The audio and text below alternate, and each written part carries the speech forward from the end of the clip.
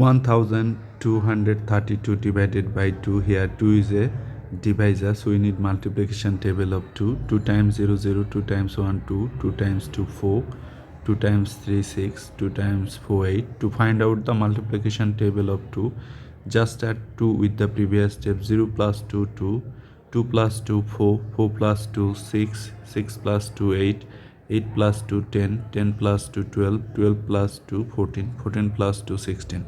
This process will continue. Now 2 goes into this 1 how many times? 0 times, as 1 is less than 2. 1 is our considered dividend now, partial dividend actually. So 0 times 2, that gives you 0. Subtract, you are getting 1. Bring down the next digit, 12 you are getting. 2 goes into 12 how many times? 6 times. Write 6. 6 times 2, 12. Subtract 0, bring down the next digit, 3. 2 goes into 3 how many times? 0 3 means 3. Actually 2 times 4 which is greater 1 time. 1 time 2, 2. Subtract 1, bring down this 2. 2 goes into 12 how many times? 2 goes into 12 6 times. Write 6.